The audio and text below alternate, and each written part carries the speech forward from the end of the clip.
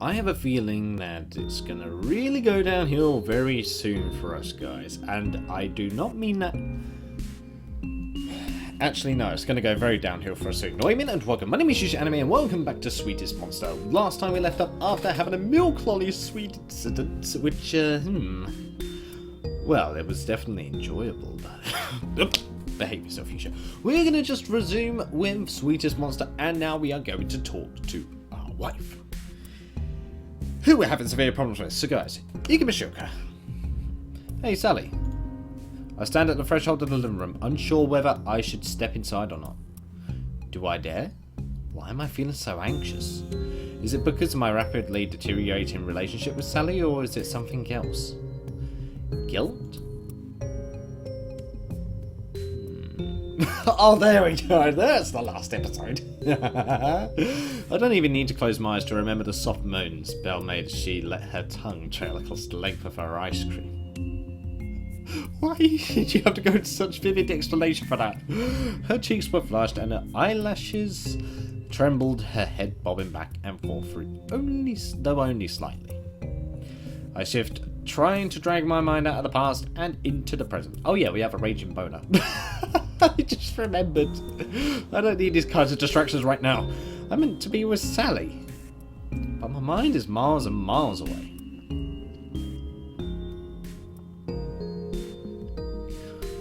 What the milk? Do you still want the coffee? I know what Sally's going to say before she opens her mouth to say it. And what took you so long? Where are you? What can I say? The good old-fashioned something came up excuse. It wouldn't be entirely wrong, no matter which way you choose to interpret it. I'm sorry, I just got caught up looking at the moon. It really is a pretty night tonight. Looking at the moon? Whatever you say, Robin. I'll admit, it's not one of my better excuses. Out of all things to come up with, you come up with that, okay. It's the truth. I just wanted a bit of fresh air, that's all. Why? Is the air in here not good enough for you? It isn't when Sally glares at me like that. It makes me feel short of breath, like I'm stranded on an alien planet. This is supposed to be my house. I pay for half the mortgage. Why should I have to feel so uncomfortable in my own home? Come off it, Sal. Nothing happened. There wasn't enough time for anything to happen. I was only gone 20 minutes. More like half an hour. What do you suggest I was doing that time? What can a man do in half an hour? Sally sniffs. I don't know. It just seems suspicious. Suspicious? What's so suspicious about it? I've got the milk like I promised. Sure you don't want a drink? I'm not in the mood anymore. I'm tired. Damn. Okay. I thought she might say that. It's what I've been hearing in the bedroom for the last 2 months. 2 months. Whew. Whew.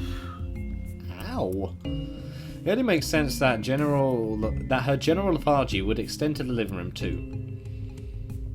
Sally gets to her feet, depositing one of the cushions she was cradling back onto the sofa, and gives me a withering look. I'm going to bed. Good night.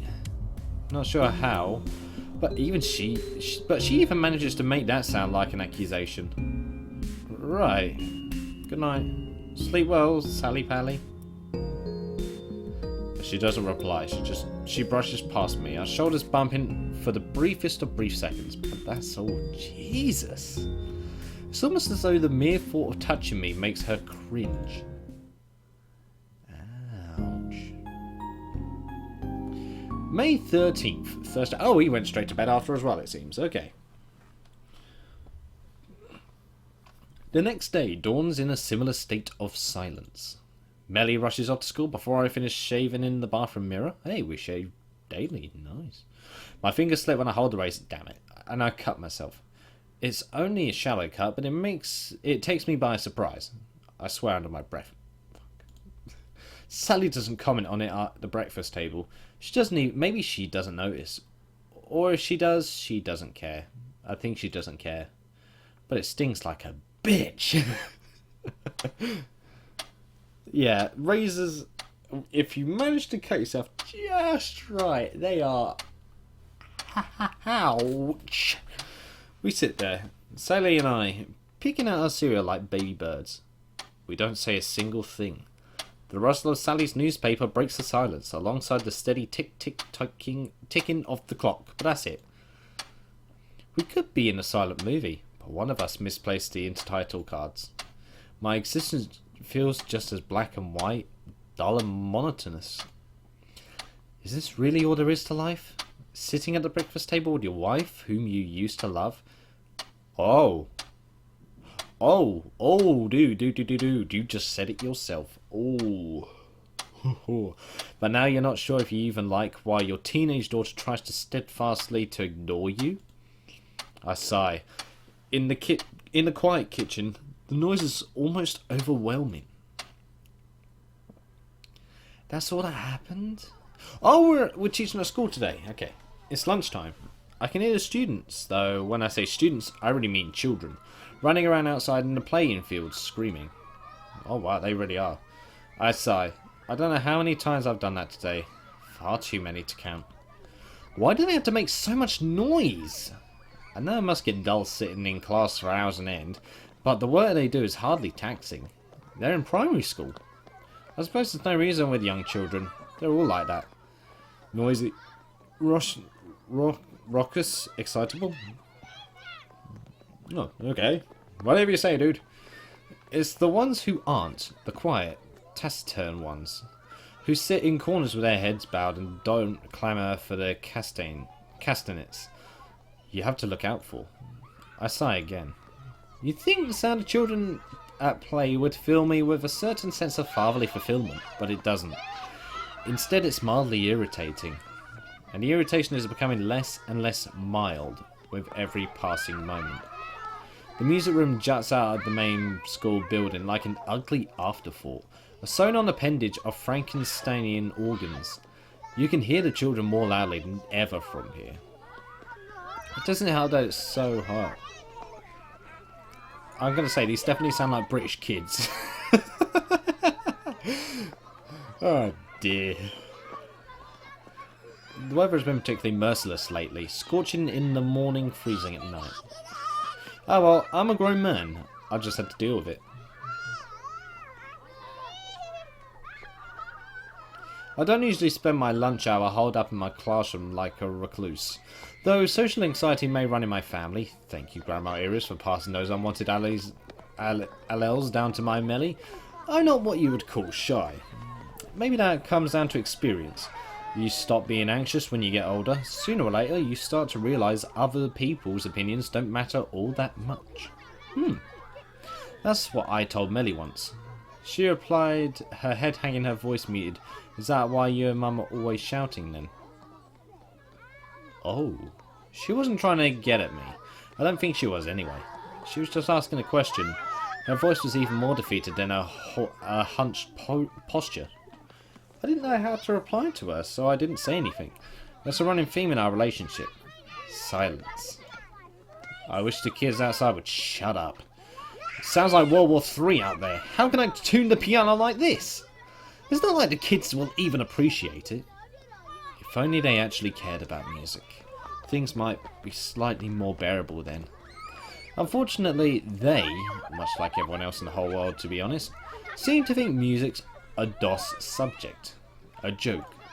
Not even 5-year-olds take me seriously.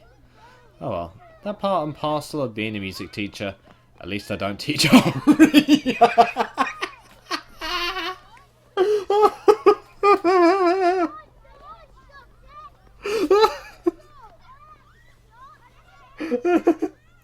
That is hilarious to me because Ari. Oh my god. Ari wasn't my favourite subject, and I preferred music over Ari, although I hated some parts in music. Oh, there's so much conflict, but at least you don't teach Ari. I continue to fiddle with the inner workings of the piano. It's a battered old thing that's been at the school even longer than I have. Tuning it always takes ages. It's like a battle of wits, man versus music. I'd have better luck trying to hack into the Kremlin. We really need a new piano. I've told the headmistress this enough times, but she just shrugs off my concerns. Says there isn't enough room in the budget for such frivolous overspending. Frivolous? Okay, sure. You try teaching music with one barely functional piano and see how that goes. Oh wow, yep, that happened in my first secondary school as well, because we had hardly any equipment that wasn't broken. Even the drum set that I used to play on was broken. It was missing bits. I'm not kidding you. It is seriously like that. 99% of the time it doesn't. No wonder everybody thinks music is a joke. I think it's a joke too, but not a very funny one. Not for me. Why, fancy seeing you here. And she's here. Why are you in a... hold on a minute, hold on. Why is she dressed like a schoolgirl? I have so many questions here. I lift my head, wiping my brow with the back of my arm. I recognise that voice. It's as airy as chiffon cake, with a teasing inflection. Belle. Did she just climb in through the window? If so, I didn't hear her. Wait, how tall is the building? If we're right near the ground floor, so that wouldn't be that much effort to get through the window, would it? I'm torn between being impressed by her stealthy entry and perturbed. Hold on. I'm torn between being impressed by her stealthy entry and perturbed. There we go. I'm sure there are more ladylike ways to enter a building. Couldn't you use the door? No way, that's boring. You'll be in trouble if you get caught. You might be mistaken for a burglar. A burglar? Yeah, right. What self-respecting burglar is going to break into a primary school music room? What's there in here to steal anyway? That's actually a fair point, Dad. I suppose that's a fair point. I know, I'm full of them. Belle stands by the now open window, curtains flapping in the breeze. We're gonna see his panty shot, aren't we? We're gonna see a panty... I'm calling it now, we're seeing a panty shot. As though she belongs here. Her skirt dances around her thighs. Hey, that outfit. She grins and strikes a pose. Yes, do you like it? It's a school uniform. The St. Catherine's uniform. I know, it's cute, right? I like a plaid skirt. I look her up and down, arms folded, eyes narrowed like a real teacher. Well, I am a real teacher, so that isn't an act. Sometimes I almost forget myself. They'd never let you into St. Catherine's looking like that. Oh, and why not? Is it because I'm so devilishly good looking? It's because your skirt is far too short. Okay, it should only be a few inches above your knees, not a whole foot. My, I'm so glad you noticed. It's a little hard not to. So, do you think I'm sexy? Here we go. Here we go.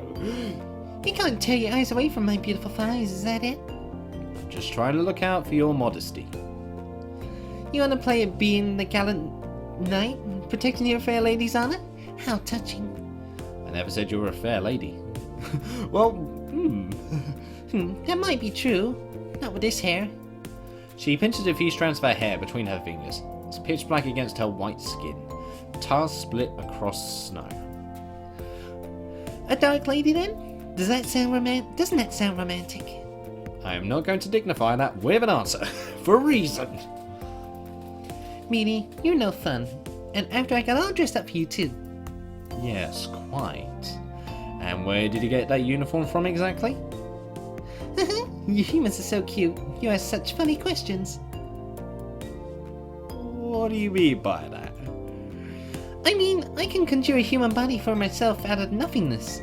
But you're asking about my clothes? Fitting together all those bones in my fingers and muscles behind my eyes? The cells that circulate through my blood is the hard part. The wrapping paper and ribbons that go around all that? It's easy. I could do it in my sleep. It's a fair point. Crafting clothes from thin air does sound a lot easier than summoning a living, breathing human body. Belle twirls and her arms at her sides, examining her uniform. Her far too short skirt flutter. Okay, here we go.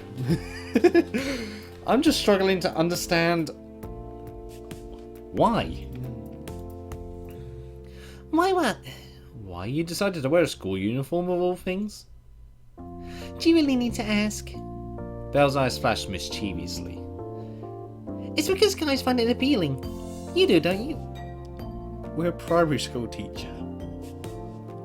I am legally required to say no. The law requires that I say no for reasons that he's a primary school teacher. I don't think we know one another well enough for this kind of conversation. That's what you say, but I know otherwise. A schoolgirl's outfit is more than just a uniform. It's a symbol of youth, and old men like it when young girls pay attention to them. It makes them feel wanted, needed, attractive, right? Whew. Whew. Oh wow, we're hitting all the hot spots here. Jesus. That's not entirely wrong, that's the messed up part. I turned my head away.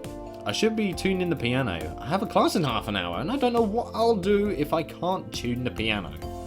Maybe I'll forego my grandiose plans and bust out the maracas instead. Little children like making noise. They'll probably enjoy that more than trying to warble through the Lord is my shepherd out of... oh god. They'll probably enjoy that more than trying to warble through the Lord is my shepherd all out of tune, out of time. That would actually be really weird to hear that out of tune. Oh, a piano. Fortunately, it seems the presence of this battered old Steinway has made Belle forget her previous line of inquiry. And it's a good thing too. There is a time and a place to discuss one's sexual fantasies, and lunch break in the music room, in a primary school no less, is not one of them. Thank God it's not. I'm more professional than that. Of course. Belle crosses the room in 5 neat steps, her silly skirt fluttering, takes a seat on the stool by the piano. Now, what is she playing at? You can play the piano? Oh, no, that's me. You can play the piano? Of course, I'm a very accomplished spirit. Well, good luck playing this one. It's ancient. I was in the middle of tuning it when a certain somebody happened to climb through the window and distract me. Really? How rude of them. They sounded like a very naughty girl. Oh my god. Stop! They are, fast becoming the bane of my existence. Well, I've always been of the opinion that naughty girls should be punished. Oh, no, just stop, please. Unfortunately, corporal punishment has been illegal for a long, long time. We're living in the 21st century now. What a pity. And I do so love being scolded. Belle sighs shrugs her shoulders, but the teasing smile on her face doesn't waver. Oh well, what can you do? If I can't be scolded properly in the manner to which I am accustomed, at least I can be praised. Oh? Oh, for God's sake! Well, there we go. We got the shot. Okay. And with that, Belle gets to her feet and begins to peer inside the piano. And its exposed innards, as it were. I wonder if the piano were a living, breathing creature, whether it would find this monthly tuning exercise of being opened up and invaded by unfamiliar fingers deeply embarrassing. What am I thinking? This must be because of Belle.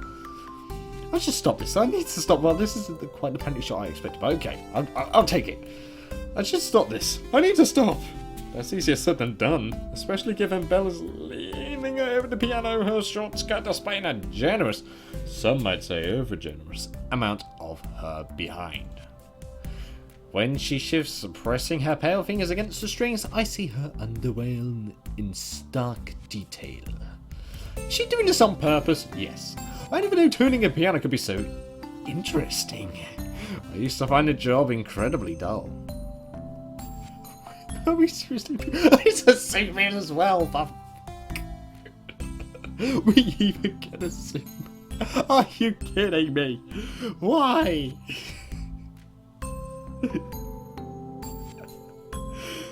Oh my god, my belly. The subtle bulge of her thighs, constrained by her socks, looks even more appealing than like this.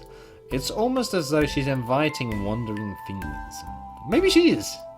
Be no coincidence that she keeps turning over her shoulder to shoot me glances blinking from beneath her long, smoky lashes. I take a step backwards. Why am I still looking? I just stopped looking.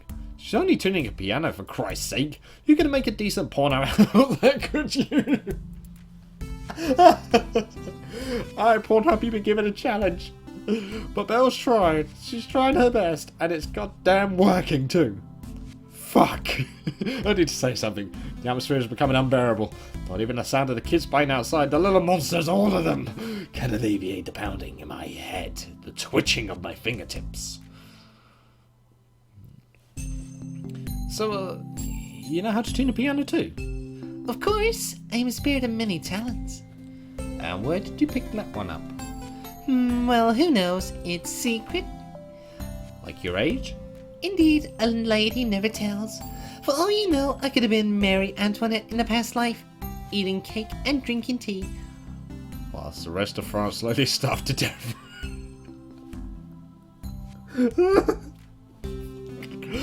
But of course, I've always been selfish, ever since I was born. When I find something I like, I detest the thought of sharing it with anyone. Okay.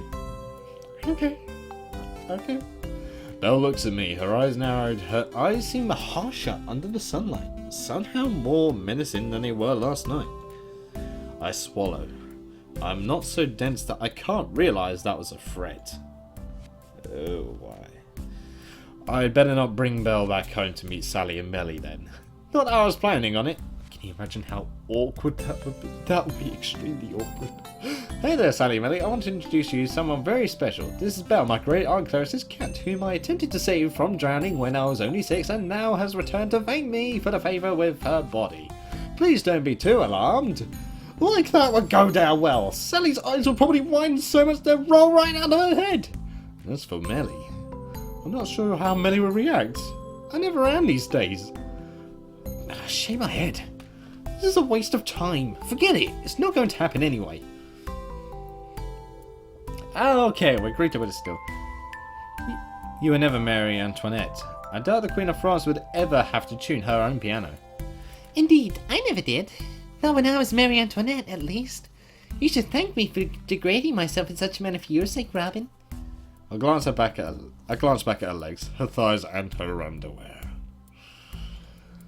Whew. I think you're degrading yourself in a number of other ways. It's meant to be a skirt, not a belt. And now you sound like a concerned father. It's because I am a father. I never let Melly go out dressed like this.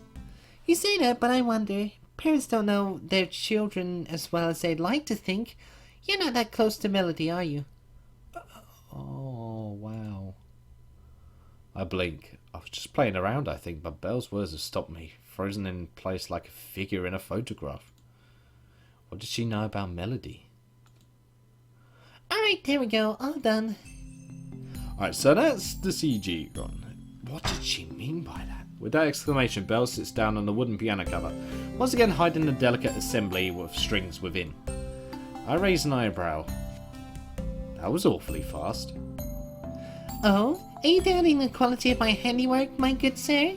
I was the one who was once the crowned Queen of France. I must admit I'm a little dubious. If you really can tune a piano as fast as you claim you can, I'll be out of a job. Well, that's just how it goes in the cutthroat world of work. They always want newer people, younger people, people with bright eyes and fast fingers, who work harder for less pay and don't truly understand their rights. I sigh. Belle's right. I've noticed an alarming trend rate lately, which has been sweeping through the school these past few years. A number of the teachers, good teachers, men and women I was on friendly small talk terms with, are being laid off. First it was Mrs. Long, then Mr. Garland, then Mr. Potts. It can't be any coincidence that these men and women were all in their mid-50s or even older. The people hired to replace them, meanwhile, were so young they could only have a few years older than Melly, fresh from finishing their PGCs. I know what that's supposed to mean. That's supposed to be GCSEs, or O-levels now, which they've changed it to for some reason. It's a wonder the kids listen to them at all. They're not even much more than kids themselves. School doesn't feel like a school to me, not anymore. It's more like a nursery. I go into the staff room to escape being poured and mauled by the children, not confronted with even more of them. I have no doubts, in a handful of years I'll be laid off too, replaced with some trendy young boy or girl who insists upon being called by their first name and likes listening to, oh I don't know, Skrillex and can't even read sheet music. Oh wow, but Skrillex though? Okay. You have a point, but I'd rather not talk about it. It's depressing. I see. The looming prospect of unemployment is always a toughie, huh? Especially when you have a wife and daughter. They don't make it easy, do they?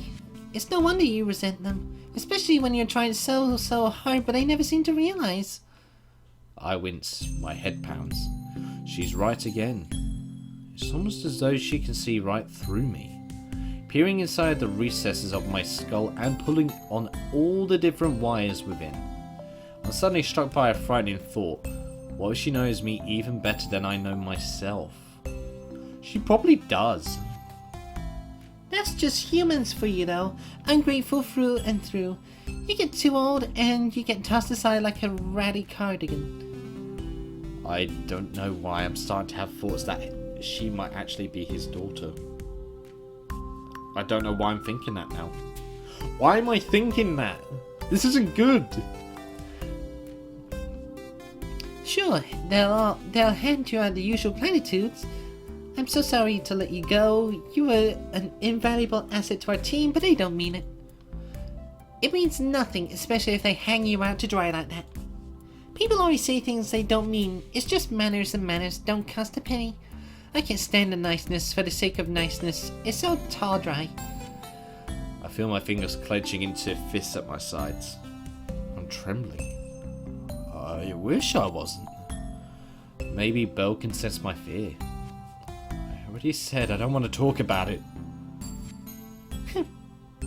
Belle exhales, running a hand through her short hair. Suit yourself. I guess being a queen in a past life, I can't understand your petty pedestrian worries. They're unsuited to a noble figure such as I. Now, would a noble figure really wear a skirt that short? People would faint if they saw so much as an exposed ankle back in the heyday of Madame Antoinette. That's true. And that's precisely why I want to dress like this. Experimenting with new fashion trends is exciting. Schoolgirl uniform is hardly a fashion trend. I pause, pondering. And Marie Antoinette was also made redundant, wasn't she? In the worst way possible. Indeed. But I was dignified to the last. I did not scream or cry, not even when my head was on the chopping block. That would have been far too unladylike. Well, colour me impressed. I don't think I would be able to handle being executed with such good sportsmanship. I wouldn't either. It takes practice. Years of training. It takes practice, years of training. Don't worry, Robin. I'm sure you'll get there. I'd rather not if it's all the same to you. I quite like my head being attached to my neck. I quite like your head too. You're cute. I'm not sure about that. We exchange brief glances and then we both start to laugh. I'm not sure why. Maybe it's because the situation is so ridiculous the two of us hold up inside a music classroom like fugitives hiding from the rest of the world. Right now I could almost believe Belle is my whole world. Okay, here we go. Almost if it weren't for the sound of the children playing outside, that is. So Robin, aren't you curious? Do you want to see what a good job I did? About the piano, you mean? Yeah, that's right. Why don't we play together? That might be nice. It's been a while since I played with anybody else. Even though you teach piano? Even so. Mostly I just sit and listen to my students. I don't get a chance to play very much myself. Didn't you ever try to teach Melody? I did for a brief amount of time, but Melly didn't like it. She wasn't built for it. You mean she has stubby little fingers? She wasn't physically unsuited, it was more like... mentally, I suppose? She didn't have the knack. No staying power, so she didn't want to do it. And the wife is trying to mention about me teaching her even though she said that she didn't want to do it? Hold on a minute. It's sad. I really did want Melody to learn how to play the piano. It wasn't just some passing whim, it was my dream. Maybe it was because of grandfather. He was the one who taught me how to play the piano all those years ago, back when I was 5. He was a patient tutor who offered me words of encouragement, and at the end of each lesson he would give me a fruit gum as a reward. I never saw playing the piano as a burden, though I'm sure lots of children made to learn instruments do. It was fun. I thought it was. I looked forward to every single lesson, and I especially enjoyed it when grandfather would play alongside me. I thought those duties we played together were beautiful. They were a way for the two of us to communicate on a level deeper than words. I guess that's why I wanted to teach music. Like most people who experience something unforgettable in their youth, I wanted nothing more than to share my feelings with others. I wanted to share with my daughter my melody, but it didn't work out like that. I don't have grandfather's patience, and Melly had no desire to learn. She hated the piano and would always complain when it was time for her lessons. Not like Belle. Just Belle. Belle sits on the edge of the stall, leaving enough space for me to join her, with an expectant look on her face. She wants me to play with her. Somebody actually wants me to play with them. Now, when was the last time that happened? I haven't felt wanted like this for years. Wow, that hurts, dude. Alright then, let's see what you can do. I roll up my sleeves, an unabashed smile tugging at my lips. It's kind of the smile that's impossible to suppress. Just like laughter that threatens to erupt at inopportune moments. I take a seat by Belle on the store facing a scratched old Steinway. Oh, it's a Steinway piano. Wow, okay. The stall is small and I can feel Belle's side pressed against mine. For all her talk about being a spirit, her body is warm and inviting. Reassuringly human. What do you want to play? I like Debussy. Debussy, Le Petit Suite is one of my favorites. You do know that song, right? Of course I know it. I've been playing the piano for more than 30 years. Please have some faith in me. Oh, I'm sorry. I forgot you were such an old man. Not as old as you. Touché. You're primary school teachers nowadays. You have sharp tongues. I suppose that's to make up for the fact you can't legally hit anyone, right? Well, yes, I guess. As if I want to hit anyone. I'm not violent. What a shame. I like a man who can take charge. For fuck's sake, stop! Speaking of taking charge, are you sure you'll be able to keep up? You were a cat for an awfully long time. I know, but cats are very graceful creatures. I was a virtuoso even in my feline form. I have vague memories of Belle clambering over the piano at Great Aunt Clarissa's home. Paws pressing against the piano, the black and white keys in a cacophony of noise. I laugh. Well, maybe you have a point. You look a lot cuter when you smile like that. You don't smile nearly enough, Robin. I haven't had much to smile about recently. To tell you the truth, it feels a little bit strange. Maybe I fractured the muscles around my mouth. Well, I'm sorry if smiling is painful for you, but I won't let you off the hook. Not now we've begun. I'm going to make you smile much, much more. Oh, you will you? When she says it like that, it sounds like a challenge. And I don't like backing down from challenges.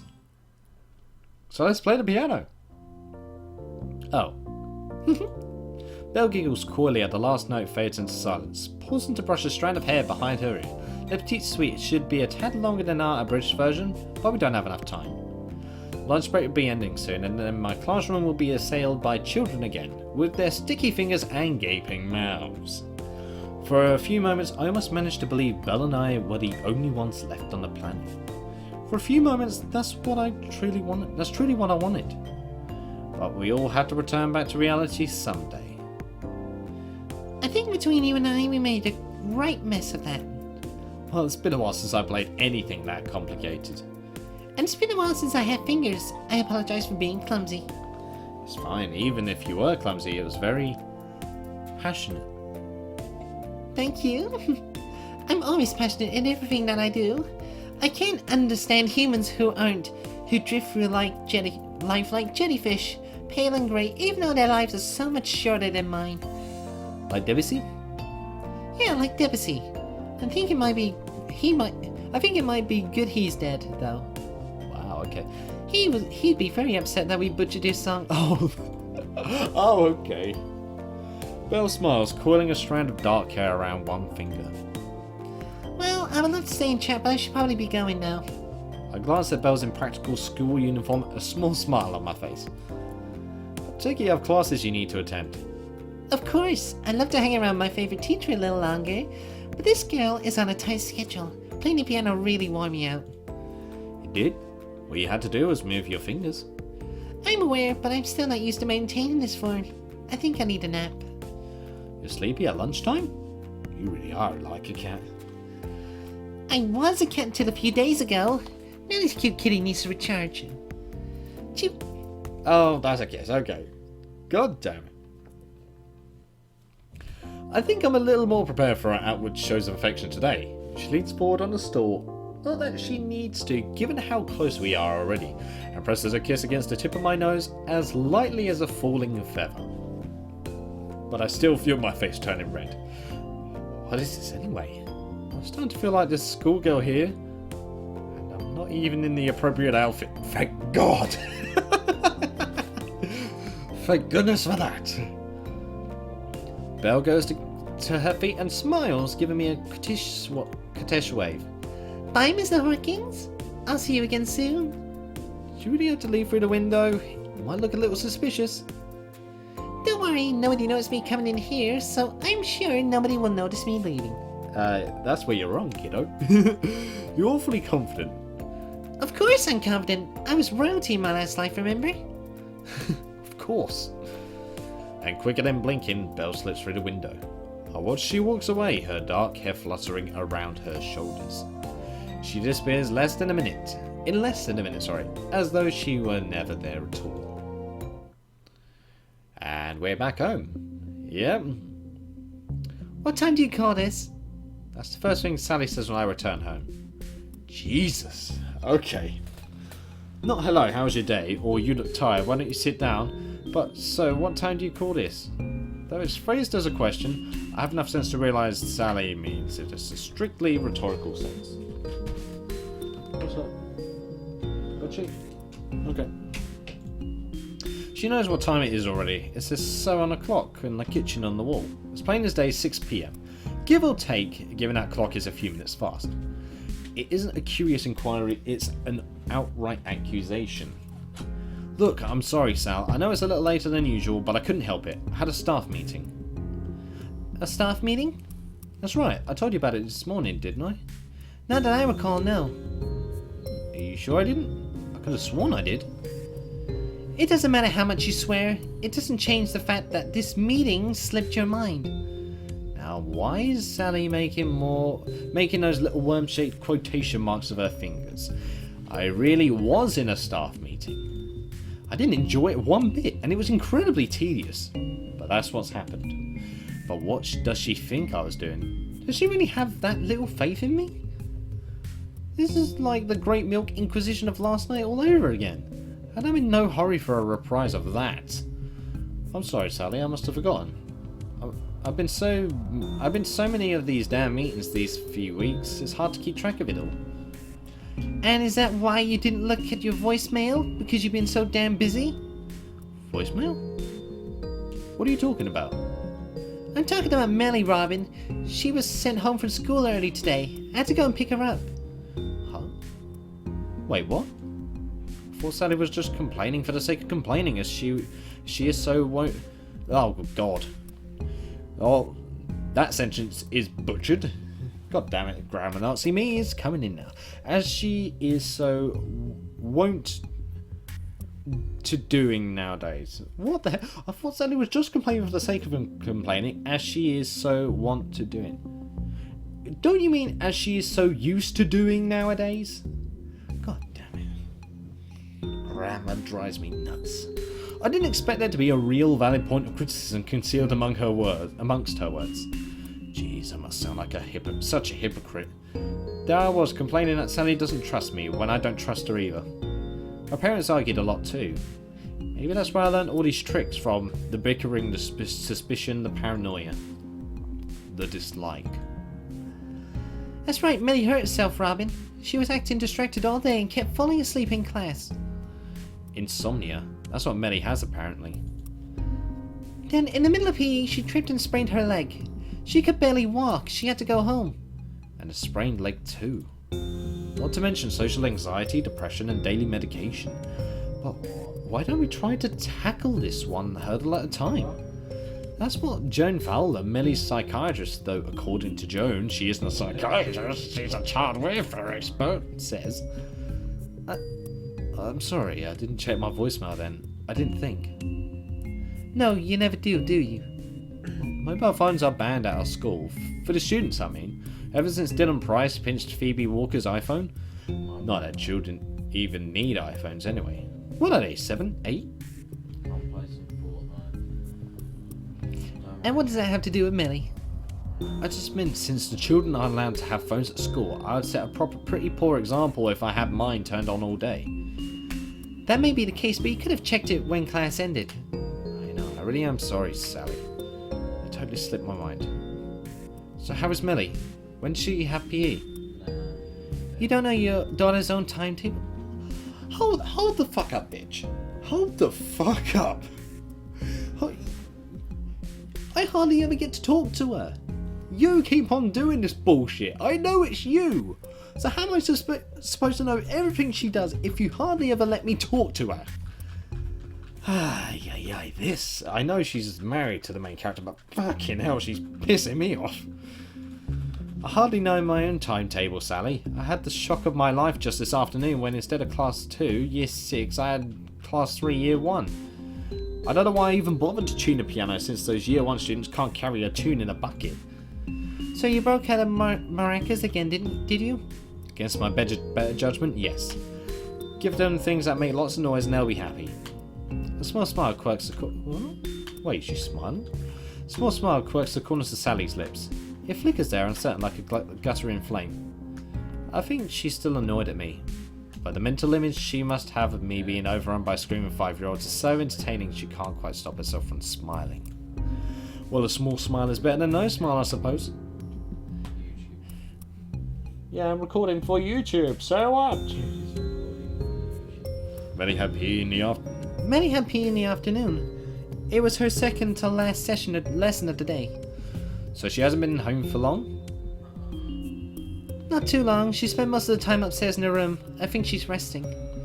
You don't think Millie's sprained leg is anything life-threatening, do you? I'm sure she'll be fine come the morning. She hasn't broken any bones. The school nurse said it was fatigue. Fatigue, I wonder what she's been doing to tire herself out so much. It's not like she ever leaves her room.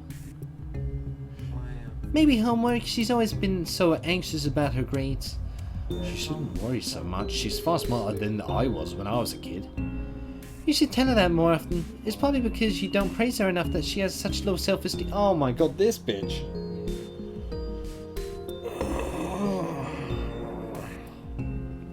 Especially given those disastrous piano lessons. Is anyone else joining me on board? Were they really that bad?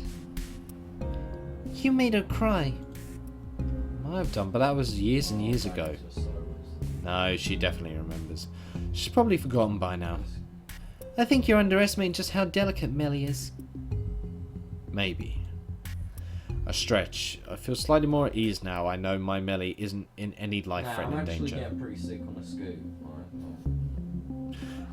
It was just a sprained leg, not even a broken bone. Do you think I should go and talk to her? Ask her if she's alright? I don't know if Millie's in the mood to talk to you right now. She's stressed enough as it is.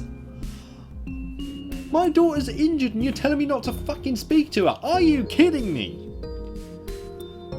Oh my god, she must not get freaking done enough. I don't know. So first you tell me I should pay more attention to my daughter, now you say I should pay less? Man can't do both things at once, silly Sally. Yes, stand up for you. Yes, yes, yes. I know, it's complicated. You're making it more complicated than it needs to be. I just want to talk to my daughter and not find a cure for cancer. Sally sighs.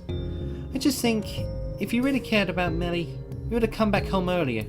It might seem a tad insincere.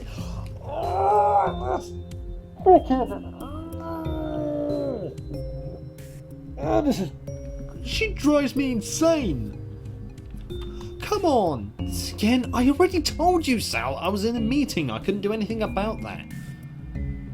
I know that, Robin, but Melly might not. You never bothered to explain her. You told me to not speak to her and then to speak to her. Oh, God. I pause, my mouth hanging open. My self-righteous indignation cut short.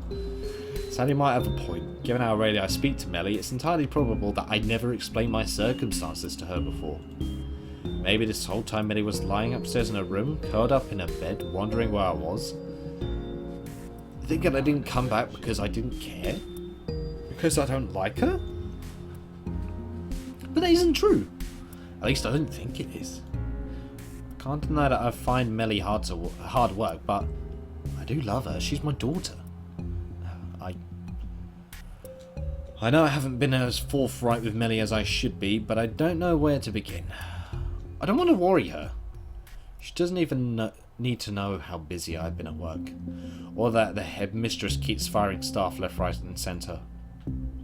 I know how you feel, Robin, but Melly isn't a child. You should try to be more honest with her. What good does honesty do? It just upsets people. But hiding things and playing mind games hurts far more. And sprained legs too, I'll take it. It did look rather swollen. Did you put ice on it? Anime game. Nothing wrong with a bit old anime games.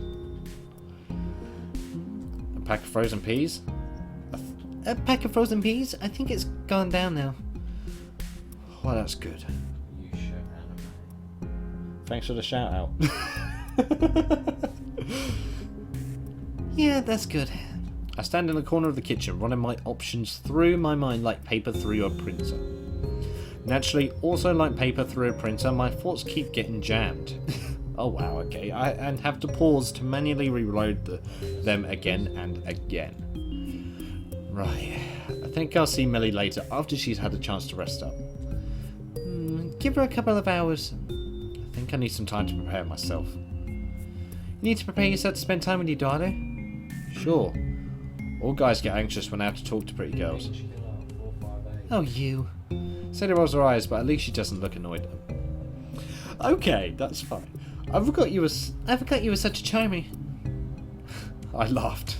I guess it's easy to forget. Marriage has domesticated me. So pissed off. A pause.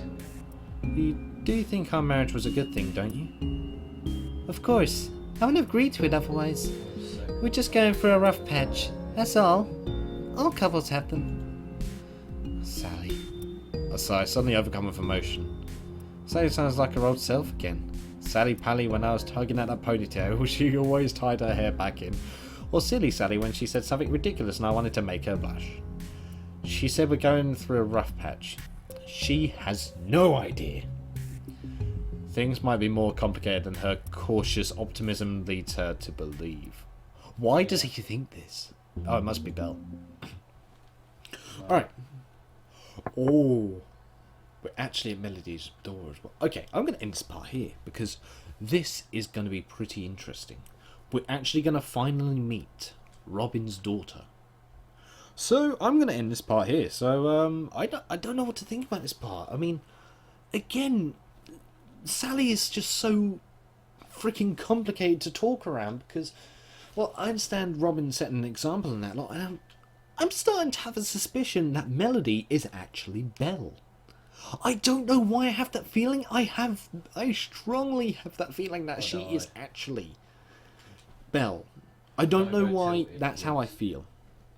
Because at lunch, right, this is my theory about the part that's just gone by. I think at lunch, when Belle snuck in, then snuck back out, well, she also knows how to tune up a piano as well, which is probably one thing we also taught Melody, I bet, because you can't play a piano in piano lessons without a tuned piano. That's impossible. And the fact that she also climbed in and out of the building during a lunch period.